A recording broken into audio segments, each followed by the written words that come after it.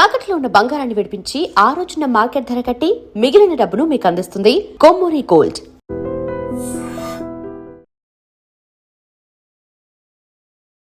Welcome to Dream News. This is Pavan. So గత 3 ఏళ్లుగా ఒక తల్లి పోరాటం చేస్తుంది.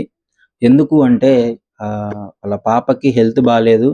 అందరినీ చాలామంది కాళ్ళు పట్టుకొని వాళ్ళని వీళ్ళని బతిమలాడుకొని ఫండ్స్ కలెక్ట్ చేసుకొని వాళ్ళ పాపకి మెడిసిన్ కోసం కలెక్ట్ చేసిన డబ్బులు షాను రాథోడ్ అనే ఆమె ఆ డబ్బుల్ని సోనూ సూద్ గారి పేరు చెప్పి వాళ్ళ టీం నుంచి వచ్చామని చెప్పి ఆ డబ్బులు మొత్తం ఏటీఎం నుంచి తీసుకొని వెళ్ళిపోవడం జరిగింది.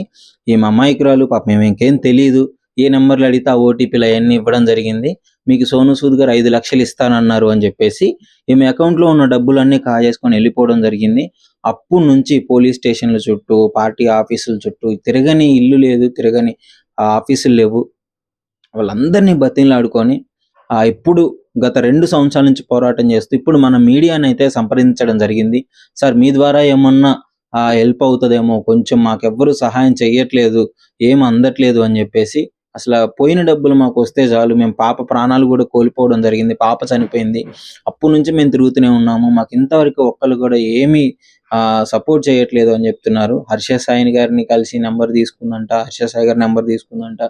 సోనూ సూద్ గారు ఆఫీస్కి ముంబైకి వెళ్ళింది. ఇక్కడ నుంచి కనీసం మన సిటీ దాటి ఎలా వెళ్ళాలో తెలియని ఆ పర్సన్ ముంబై వరకు వెళ్ళింది. నా డబ్బులు అయిపోయాయి, నేను అందరినీ నా పాప ప్రాణాల కోసం కలెక్ట్ చేసుకున్న డబ్బులు అని చెప్పేసి. సో ప్రస్తుతం మనతో షాను రాథోడ్ గారే ఉన్నారు. సో వాళ్ళని అడిగి తెలుసుకుందాము ఏంటి పరిస్థితి, అసలు ఏం జరిగింది అనే విషయాన్ని. అమ్మ నమస్తే. అమ్మ నమస్తే అందరికి సార్. ఏంటి అసలు ముఖ్యంగా ఎలాంటి పరిస్థితి మీకు, అంటే డబ్బులు పాపకి ఏమైంది, ఫస్ట్ ఏం జరిగింది మొత్తం క్లియర్ గా చెప్పండి. పాప కింద పడిపోయింది సార్, ఆడుకుంటా అయితే ఇక్కడ కొంచెం దెబ్బ తాకిన వల్ల కొంచెం అది కింద తాకిన వల్ల అప్పుడే హాస్పిటల్ తీసుకొని వెళ్ళినాం. మేము వెళ్తే ఒక టీటీ ఇంజెక్షన్ మందులు ఇస్తే మంచిగా అయిపోయింది. మళ్ళీ సంవత్సరం తర్వాత అది కొంచెం మెడలు ఇట్లా కాలు చేతులు వంకరు పోతే ఇక మేము గాంధీకి తీసుకెళ్ళాము. గాంధీలో 2 నెలలు పెట్టుకున్నారు సార్. 2 నెలలు పెట్టుకుంటే మళ్ళీ ఆడ మన వాళ్ళు మేడం వాళ్ళు ఏమన్నారు, అమ్మ ఢిల్లీ నుంచి డాక్టర్లు వస్తున్నారు, మాకేం అర్థమైతలేదు, పాపకి ఏమైంది, వాళ్ళు వచ్చినప్పుడు పెద్ద పెద్ద డాక్టర్లు వస్తున్నారు, మీరు ఎవరు ఎక్కడ వెళ్ళొద్దు, ఇక్కడే ఉండండి, వాళ్ళు వచ్చి ఏమైంది ఏం లేదు అని తెలుసుకుంటారని చెప్పారు. వాళ్ళు అడిగింది మేము టీకా గీకా మొత్తం బాగానే ఉంది అమ్మ, నార్మల్ ఉంది, కానీ పిల్లకి ఏమైంది మాకు అర్థమవుతుంది అని చెప్పారు. మళ్ళీ వేరే రోజు డిశ్చార్జ్ రాసి ఇచ్చారు. ఏంది మేడం పాపకి డిశ్చార్జ్ రాసి ఇచ్చారు, నిన్న ఢిల్లీ నుంచి డాక్టర్లు వచ్చారు కదా అంటే వాళ్ళకు కూడా ఏం అర్థమైతలేదు మేడము అంటుంది, మీరు నిమ్స్ హాస్పిటల్కి వెళ్ళాలంటే చాలా ఖర్చు అవుతుంది మేడం, మా దగ్గర అంత అమౌంట్ లేదంటే మేము కూడా ఏం చేయలేమమ్మా, మేము కూడా జాబ్ చేస్తామని చెప్తే ఆడ నుంచి వచ్చినాం సార్. వస్తే ఏడుచుకుంటూ వస్తే మీలాగానే ఒక మీడియా సార్ కలిశారు. మాకు చచ్చిపోదాం అనుకున్నాం సార్, నా బిడ్డ ఇట్లా పరిస్థితిలో ఉంది, మేము బతికి ఏం చేద్దామని చచ్చిపోదామని వెళ్తే ఆ సారు ఒక Sonu Sood sir manager number ఇచ్చారు మాకు. ఆయనకు ఫోన్ చేస్తే అమ్మా పాపది రిపోర్ట్లు అన్ని పంపి నీకు కావాల్సిన సాయం నేను చేస్తా అని చెప్తే నేను డైలీ ఆయనకి రిపోర్ట్లు పంపించాను. కానీ ఆయన ఒక్క రూపాయి మాకు పంపిలే, ఏం చేయలే, ఖాళీ రిపోర్ట్లు అడుగుతుండు కానీ పైసలు అడిగితే ఫోన్ కట్ చేసి ఫోన్ బిజీ టౌన్ లో పెట్టుకుంటే ఇక నేను ఏం చేసినా మళ్ళీ ఆయుర్వేదిక్ హాస్పిటల్లో నా బంగారం అన్ని గిరి పెట్టి పాపకి ఆయుర్వేదిక్ హాస్పిటల్ కి తీసుకెళ్తే అక్కడ రోజుకి 1000 రూపాయల దాకా ఖర్చు అవుతుంది. నూనెకి, పాపకి ఫుడ్ కి. అక్కడ ఫుడ్ తినలేదు పాప, ఎందుకంటే అక్కడంతా షుగర్ పేషెంట్ వాళ్ళు ఉంటారని అక్కడ అన్నము దొడ్డు బియ్యం అవి ఉన్నాయని పాప తినకుంటుండే. పాపకి ఈ బాబుకి నేను అన్నం తింటుండే, పాపకి సపరేట్ తెచ్చి తినబెడుతుండే. మళ్ళీ మా దగ్గర ఏ డబ్బులు లేవు, 1 రూపాయి లేవు, ఏం చేయాలి దేవుడా అని ఏడుచుకుంటూ కూర్చుంటే ఒక ఈనాడు పేపర్ వాళ్ళు సార్ వాళ్ళు వచ్చి మాకు ఇట్లా సార్ మా ప్రాబ్లం ఉంది, మాకు మీరు సాయం చేయగలుగుతారంటే ఏమైందమ్మంటే ఈడ ఏడుచుకుంటే చెప్పిన పాప గురించి అంతా. వచ్చి బోనాల రోజు మా ఫోటో గుంజుకొని పోయారు. 2 రోజుల తర్వాత మీడియాలో వేసిర్రు.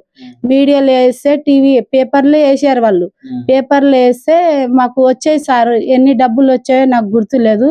ఇగో ఇందులో ఉన్నాయి డబ్బులు. ఇందులో చూడండి సార్ ఎంత వచ్చింది.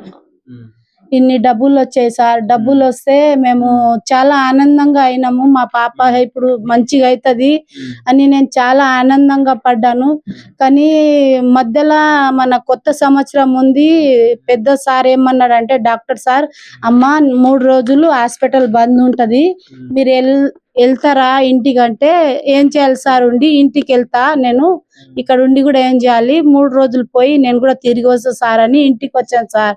ఇంటికి వస్తే సోను సూద్ ఫోటో పెట్టి నాకు ఒక కాల్ వచ్చింది, వీడియో కాల్. హలో అంటే, మేము సోను సూద్ మేనేజర్ మాట్లాడుతున్నా అమ్మా, నేను మీ పాపకి సోను సూద్ సార్ చూశారు, వాళ్ళ సార్ కూడా చూశారు, మీకు 5 లక్షలు వేస్తామన్నారు, ఓటీపీ అవి వత్తుమన్నారు. నాకేం తెలియలేదు సార్, ఓటీపీ అంటే నాకు తెలియదు. అంటే ఏటీఎం కార్డు చూపిమంటే ఏటీఎం కార్డు చూపించిన, అందులో నా పైసలు అన్ని తీసేసుకున్నారు సార్. అంటే మీకు ఆ డబ్బులు పడ్డ తర్వాత మీకు ఇక్కడ ఎంత పడ్డాయో చూపించారు.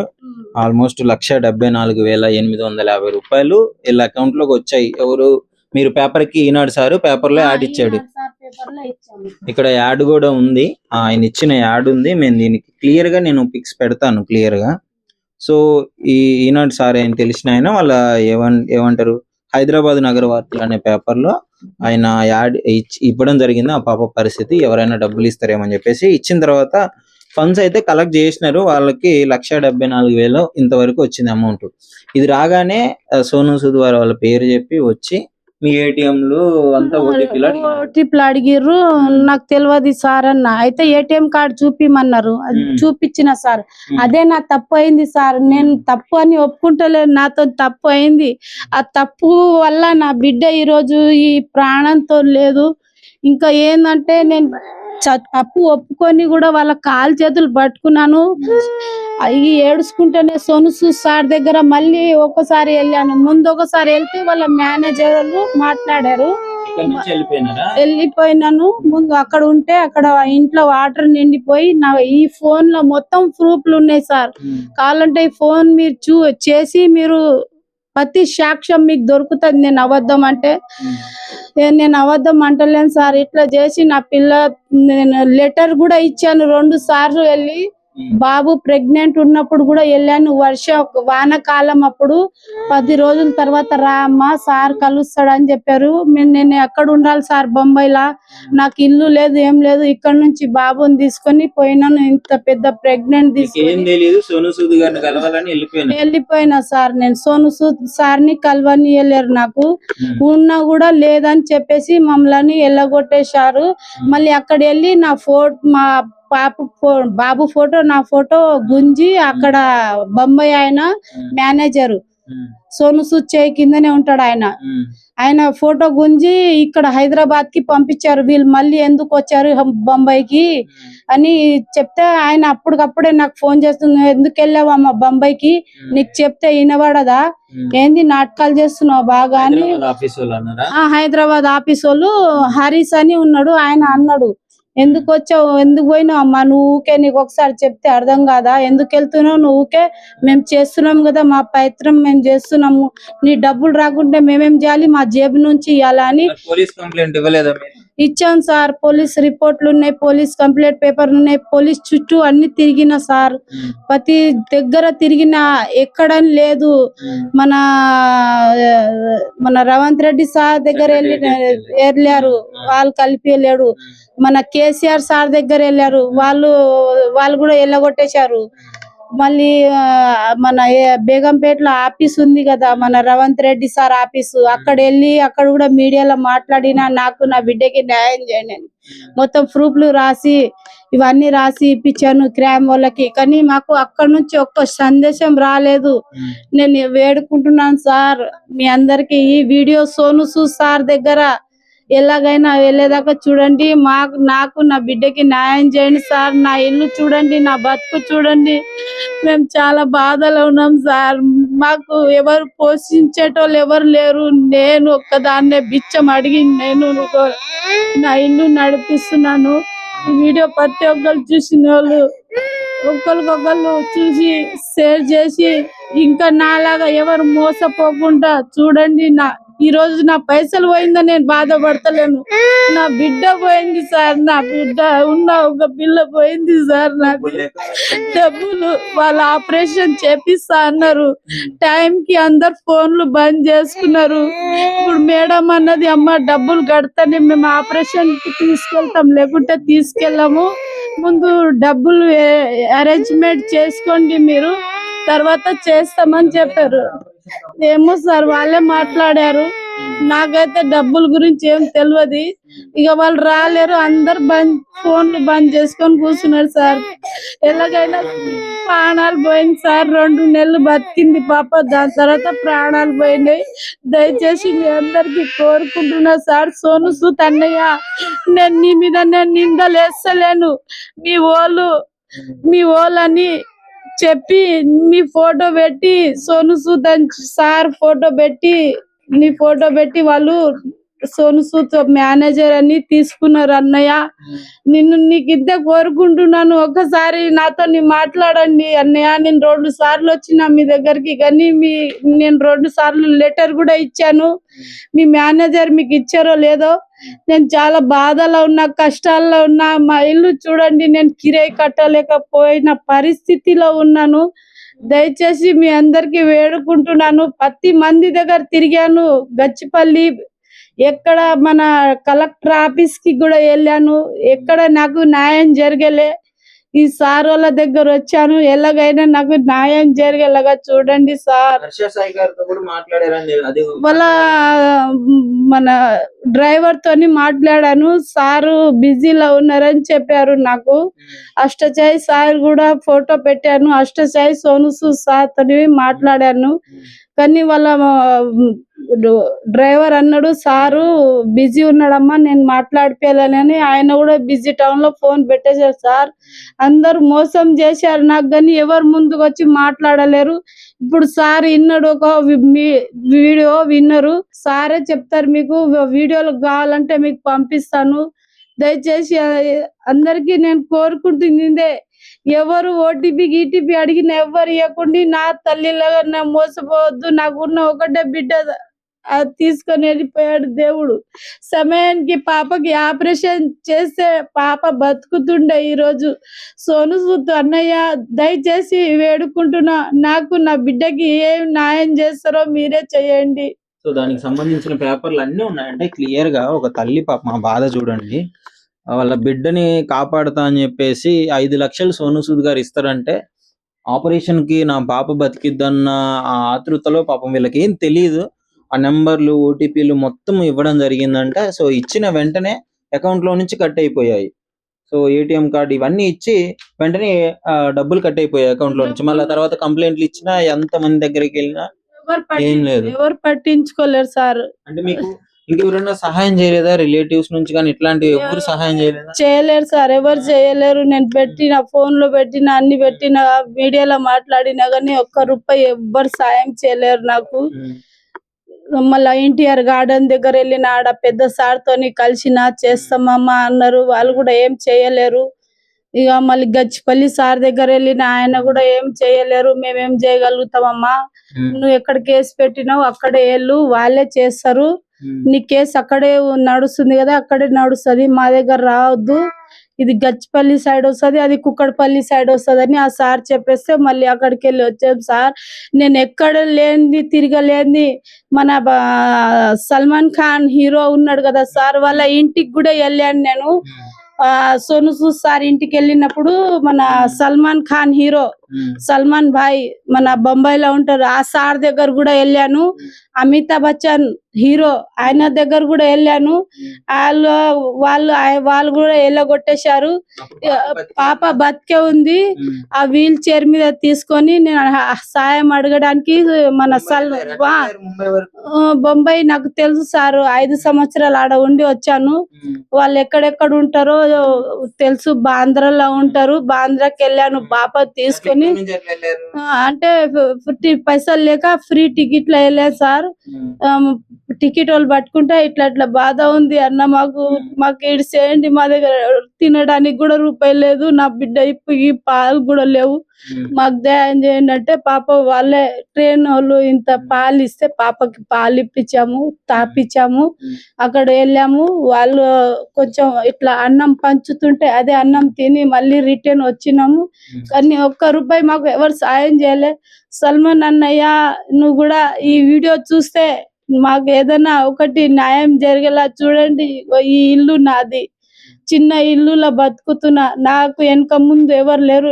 మా ఆయన హెల్త్ బాగాలేదు. ముందే నాకు 3 ఉండే సార్, 2 ఉండే సార్. చాలనుకున్నా, మళ్ళీ బాబు పుట్టాడు. బాబు పుట్టిన వల్ల నేను టెన్షన్ లా 3-4 సార్లు ఫిట్స్ వచ్చింది. నాకు ఈ ఒక రోగం ఉంది. ఇంకా నేను రేపు చచ్చిపోతే నా పిల్లలు ఎక్కడ ఆగమవుతుందో అని పోరాడుతున్నా. నాకు పైసలు అవసరం లేదు సార్, నా బిడ్డని నాకు తెచ్చియండి చాలు, నాకేమొద్దు. ఇక్కడ నా కడుపు మీద కొట్టారు సార్, ఉన్న ఒక పిల్లని కూడా తీసుకొని వెళ్ళిపోయారు సార్. నాకు న్యాయం చేయండి, న్యాయం చేయండి సార్, మీకు దండం పెడతా. సోను సార్, నాకు న్యాయం చేయండి. మీ వాళ్ళు చెప్పినంత అబద్ధం ఉంది, అసలు వాళ్ళ మాట వినకుండి. మా దగ్గర వీడియో మొత్తం ఉంది, ఫోన్ చేపిస్తే మీకే తెలుస్తుంది నేను ఎంత నిజం అంటున్నాను, అబద్ధం అంటున్నాను. దయచేసి సాయం చేయండి. అందరికీ నమస్తే. నేను బోరామండ శబ్దనగర్ నుంచి మాట్లాడుతున్నా. నా పేరు షాను. నాకు నా బిడ్డ హ్యాండిక్యాప్ ఉండే, నేను వీల్ చైర్ లో తీసుకొని ఉంటా ఎక్కడంటే అక్కడ. ఒకసారి హైటెక్ సిటీ సిగ్నల్ దగ్గర ఆడుకుంటుంటే సిగ్నల్ ఆగింది. అక్కడ సిగ్నల్ ఆగితే ఒకసారి పిలిచారు. నేను ఎవరు అనుకొని చూడలే, వెనక ముందు చూసాను. ఎవరిని పిలుస్తున్నారో అనుకున్నా నేను. అమ్మ నీకే పిలుస్తున్నారా అని చెప్పారు. అప్పుడు ఎవరు లేకుండే, పెద్దయ్య ఒక్కడే ఉండే, కృష్ణం రాజు పెద్దయ్య, ప్రభాస్ వాళ్ళ నాన్న ఒక్క ఆయననే ఉండే. ఆయన ఎక్కడికి వెళ్ళి వస్తుండో తెలియదు. నాకు పిలిచారు. మన హైటెక్ సిటీ సిగ్నల్, పెద్ద సిగ్నల్ ఉంది కదా హైటెక్ సిటీ దగ్గర, అక్కడ హైటెక్ సిటీ పెద్ద సిగ్నల్ దగ్గర ఎక్కడికి వెళ్ళి వస్తున్నారో తెలియదు. అప్పుడు నాకు పిలిచారు. పిలిచి ఏమైందమ్మా అంటే, ఏం లేదు సార్, ఇట్లా పాపకి ఆపరేషన్ చేయాలంటే. డబ్బులు దొరకలేదా అంటే హాస్పిటల్ జాయిన్ కాలేదు? ఇంకా జాయిన్ చేస్తామని సోను సూద్ వాళ్ళు చెప్పారు. పెద్దయ్య వాళ్ళు చేపిస్తా అన్నారు. ఏం ప్రాబ్లం లేదు, నేను ఆనందంగా ఉన్నానంటే, ఆనందంగా ఉన్నావా, మంచిగా ఉన్నావా లేదా, లేకుంటే చెప్పు, నీకు నేను తండ్రిగా ఉన్నాను, నీకు ఒక అన్న ఉన్నాడు, సూపర్ స్టార్ హీరో, నువ్వు సిగ్గు పడకుండా చెప్పు, నాకు ఏమైనా ఉంటే అని చెప్తే, ఏం లేదు పెద్దయ్య వాళ్ళు చేస్తా అన్నారు, నాకు సాల్ అంతే, నా బిడ్డ మంచిగా అయితే సాల్ అని చెప్పాను నేను పెద్దయ్యకి. సరేలే, ఇగో ఈ డబ్బులు తీసుకొని 10,000 ఇచ్చిండు నాకు. కృష్ణం రాజు 10,000 నా చేతిలో ఇచ్చిర్రు.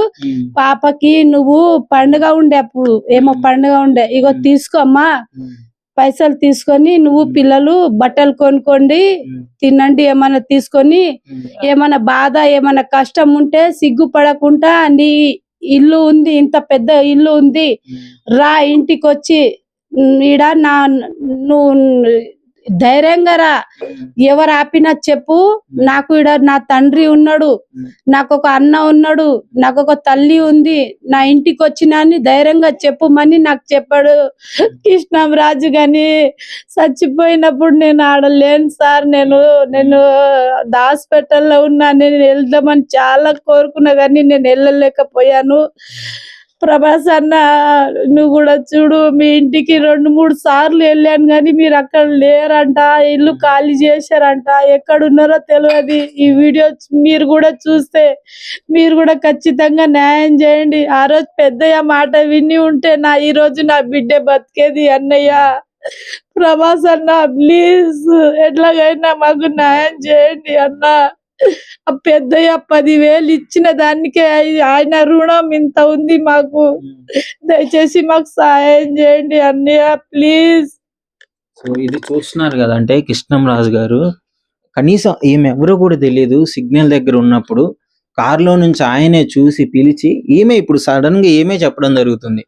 పిలిచి ఎలా ఉంది పాపకి, ఎలా ఉంది, ఏంటి పరిస్థితి అని వివరాలు కనుక్కున్న తర్వాత సోనూ సూద్ గారు ఆపరేషన్ చేపిస్తారంటే, అంటే ఒకవేళ చెప్పకపోయి ఉంటే కృష్ణరాజు గారే చేపించే వాళ్ళేమో. సోనూ సూద్ చేపిస్తారన్నారు. అన్న తర్వాత కూడా 10,000 ఇవ్వడం జరిగిందండి. 10,000 ఈమెకి పండగ కదా, ఖర్చులు అమ్మ పెట్టుకోండి, ఆడపిల్లలు ఉన్నారు, మీకు ఇట్లా పనికొస్తుంది అని చెప్పేసి 10,000 ఇచ్చి, నేనున్నాను, మీకు ఒక ఇల్లు ఉంది అని చెప్పి ధైర్యంగా భరోసా ఇచ్చి పంపించడం జరిగింది. అంటే అలాంటి పరిస్థితుల్లో కూడా కృష్ణరాజు గారు ఏ విధంగా మాట్లాడి ఇప్పుడు ఆమె గుర్తు తెచ్చుకొని ఎంతగానో ఏడుస్తుందో, నేను ఆయన మాట విన్నా పోయేది, సరిపోయిండేది, నాకు మంచి జరిగేది అని చెప్పేసి. ఇప్పుడు చాలా బాధపడుతున్నా. ఆయన మాట వినక నేను చాలా బాధపడుతున్నా. వీళ్ళ మాట విని నేను చాలా మోసపోయినా. అన్నయ్య, ప్రభాస్ అన్న, ఈ వీడియో చూసి మాకు మీరు కూడా సాయం చేయండి అన్నయ్య. మాకెవరు లేరు వెనక ముందు. నేను ఎప్పుడు బతుకుతానో ఎప్పుడు చస్తానో తెలియదు. నేను ముందే షుగర్ పేషెంట్. నా పిల్లల జీవితం గురించి నేను ఈ రోజు బతికి ఉన్నా. నేను ఇక్కడ ఎవరైతే తప్పు చేశారో ఖచ్చితంగా వాళ్ళు దొరకాలని కోరుకుంటున్నారు. వాళ్ళు దొరకాలి, వాళ్ళ గొంతు నేను పిసికేయాలి అనిపిస్తుంది అన్న. నాకు న్యాయం చేయండి. నా పిల్ల ఈ రోజు లేదంటే వాళ్ళే నా బిడ్డ చచ్చిపోయిన కారణం వాళ్ళు నాకు దొరకాలి అంతే. వాళ్ళకి శిక్ష పడేలాగా చూడాలి. ఇంత మంది దగ్గర తిరిగినా కానీ ఎవ్వరు నాకు సాయం చేయలే. కుక్కలాగా ఎలగొట్టేసినారు కానీ రామని బాధ ఏంటి, ఏమైంది నీకు అసలు అని ఎవరు అడగలేరు. ఈ రోజు ఈ మీడియా వాళ్ళు వచ్చిర్రు. పాపం నేను మొన్న పోతే వీళ్ళు వచ్చారు. ఆడ నేను ఏడ్చి 10 మంది ముందల మాట్లాడాను. అలా వాళ్ళు వచ్చి నా వీడియో తీసుకుంటున్నారు. ప్రతి ఒక్కరు చూసిన వాళ్ళు షేర్ చేసి వీడియో నా ప్రభాస్ అన్న దగ్గర చేర్పించండి. మొదట్లో నేను కూడా ఏమి చెప్పింది అబద్ధం ఏమో, డబ్బు కోసం ఏమన్నా ఇలాంటి డ్రామాలు చేస్తున్నారని చెప్పేసి నేను అనుకున్నా. కాకపోతే ఏమో ప్రతి ఒక్క ప్రూఫ్ ఉంది. ఫస్ట్ హాస్పిటల్కి వెళ్ళినప్పుడు ఆయన, ఈ మీడియా ఆయన పేపర్కి ఇచ్చిన ప్రూఫ్ ఇది. మీకు ఫొటోస్ కూడా పెడతాను. ఆ తర్వాత ఆమె డబ్బులు పోయిన తర్వాత కంప్లైంట్ ఇచ్చింది, ఎఫ్ఐఆర్ కాపీ, కంప్లైంట్ రిపోర్ట్ ఇది. తర్వాత ఆమె అకౌంట్లో నుంచి ఎంత పడ్డాయి మనీ, ఆమె ఎంత ఖర్చు పెట్టింది అనేసి ఫండ్స్ వచ్చినప్పుడు దానికి సంబంధించింది ఇది. ఆమె కలెక్టర్ ఆఫీస్కి వెళ్ళినప్పుడు దానికి సంబంధించిన ఫోటో, పాప సర్టిఫికేట్లు, పాప హాస్పిటల్ది అన్ని క్లియర్గా ఉన్నాయి రిపోర్ట్స్ అన్ని. అంటే నిజంగా డ్రామాలు చేసామైతే ఇక్కడ నుంచి ముంబై వెళ్ళి ఇలాంటి ఆఫీసుల చుట్టూ తిరగదు. నేను అంత ప్రాపర్ గా కనుక్కున్న తర్వాతే ఉన్న ప్రూఫ్స్ ప్రకారం అయితే క్లియర్ గా చేశాము. మరి ఆయన ఎవరు, అంటే డబ్బులు తీసుకున్న వాళ్ళు ఎవరు, వాళ్ళు నిజంగానే అంటే వాళ్ళే తీసినారా అనేది కూడా, అంటే వాళ్ళకి ఓటీపీలు ఇవన్నీ చెప్పిన తర్వాత డబ్బులు పోయినాయి అని అయితే ఏమి చెప్తుంది. మరి దానికి సంబంధించింది పోలీస్ వాళ్ళే రిపోర్ట్ ఇవ్వాలి. బట్ వాళ్ళేమో మేము వెళ్ళాము, ట్రై చేస్తున్నామని చెప్తున్నారంట ఆమెకి. సో ఖచ్చితంగా ఈమెకి న్యాయం జరగాలని అయితే కోరుకున్నాము. దీన్ని పబ్లిక్ లోకి తీసుకెళ్లడం అయితే మా బాధ్యత ప్రకారం అయితే మేము క్లియర్ గా ఉన్న ప్రూఫ్ల ప్రకారం అయితే మొత్తం ఇక్కడ తీసుకోవడం జరిగింది. సరే అమ్మా, మీకు ఖచ్చితంగా అంటే న్యాయం జరిగే అవకాశం జరిగండి. ఇన్ని సంవత్సరాల నుంచి నేను పోరాడుతున్నా కానీ నా కొడుకులు రాలేరు. ఈ రోజు నీ ముందుకు వచ్చాను. ఒక అన్నలాగా మీకు అడుగుతున్నాను, నాకు ఎలాగైనా మీరే న్యాయం చేయాలన్నా. నాకు ఈ బతుకు నేను ఎక్కువ రోజులు బతుకనో నాకు తెలియదు. నా పిల్లల భవిష్యత్ గురించి నేను ఆలోచించి ఇన్ని రోజుల నుంచి పిచ్చి కుక్కలాగా తిరుగుతున్నాను. అందరితోని సాయం అడిగాను కానీ నా కొడుకులు బియ్యం లేవు సార్, అది లేదు సార్, నాకు ఏదైనా ఇప్పియండి అని ఇంట్లో లేకుండా పక్కన వాళ్ళ దగ్గర పోయి కొంచెం బియ్యం తెచ్చి వండుకొని తింటున్నాం సార్. మాది బతుకు సార్. ఈ 4,000 కూడా ఈ రూమ్ కిరాయి కట్టలేకపోతున్న పరిస్థితిలో ఉన్నా నేను. మీకే ఈ డబ్బులు అయితే ఎవరైతే తీసుకెళ్లారో వాళ్ళని ఖచ్చితంగా పట్టుకున్న ప్రయత్నం అయితే పోలీసులు చేస్తారు. ఇంతకు మించి సరే సార్. सोनू सर, ये मेरी बहन है, हैंडीकैप है। हम दो 7 महीने से दवाखाने में हैं। हम अगर राशन पैसे नहीं है, हमारे बाजू वाले कोई खा तो मेरी बहन देखकर रोती है, अरे हम दिला नहीं पाते। हम अगर 1 रुपया भी नहीं है, तब से पैसे चले गए। हमारे पापा भी हमको छोड़ के चले गए। कभी तो एक बार फोन करते हैं, कहा बोला तो एड्रेस नहीं बोलते। अगर मेरे बहन रहे तो भूख से मम्मी इधर उधर मांग के दूध ब्रेड खिलाती, दूध ब्रेड के सिवा कुछ नहीं खाती मेरी बहन। हम ना भूख लगे तो थोड़ा थोड़ा खा लेते, थोड़ा खाए तो हम लोग थोड़ा थोड़ा खा के सो जाते हैं। हमारा राशन गैस कुछ भी नहीं है।